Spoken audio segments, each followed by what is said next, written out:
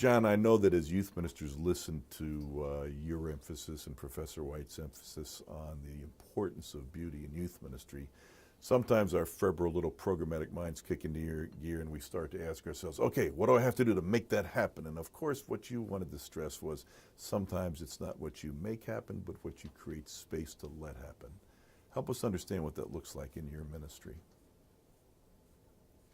There's a great story that I have when I was growing up in high school. That our youth pastor led us out into this beautiful ranch in the Texas Hill Country for a week-long retreat. And in the late evening, when the beautiful Texas starry sky was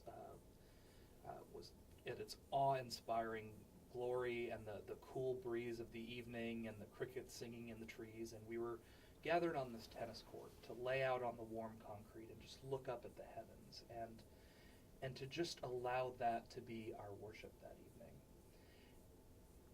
And this youth pastor, who I have all the respect for the world, and I think she started to sense that something beautiful was happening, and so she started to narrate the moment. She said, and in that very quiet voice, listen to the song of the crickets, listen to the wind in the trees, and it was kind of like watching or being a part of that moment and having accidentally left the closed captioning on. The need to narrate, the need to meddle and muddle, detracted from what that moment just could have simply been between you and the expanse of the cosmos, the created glory of God. And so when I think about that, it's very tempting for me when I sense something beautiful could happen, or the potential for beauty, a beautiful teachable moment could happen. I want to start narrating it. I want to curate it for my students and just say, here's what to expect when this exciting thing's happening. But it's about getting out of the way.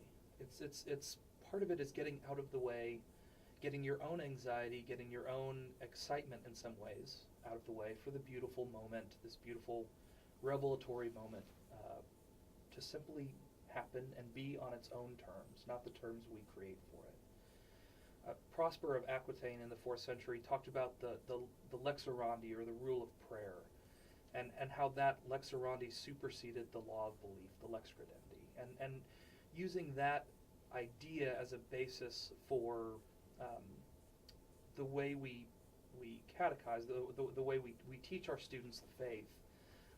We've applied that at University Presbyterian Church in the way we teach confirmation, where instead of assembling our 6th through 8th graders in a classroom, where we'll immediately start jumping into the course content, be it theology, scripture, whatever, the first part of the class is actually the youth are required to go to worship in the regular 11 o'clock service, and to simply be present for the encounter with God through the preaching, through the music, through the sacraments, through whatever captures their imagination. So we're backing off that first teaching moment, and we're allowing kind of that wonder to capture their attention and to start those questions churning.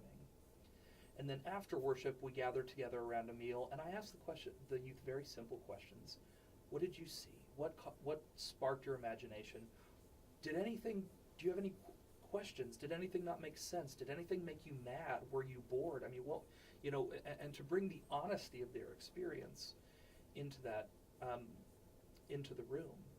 And then from there, we use what kind of came out as a vehicle in which to teach the faith of the church. So whether that's using the sermon or a moment of a child's baptism to talk about a theology of salvation or atonement, or to use that as a jumping off point to those great stories, Old Testament stories of salvation where God saved people through the waters.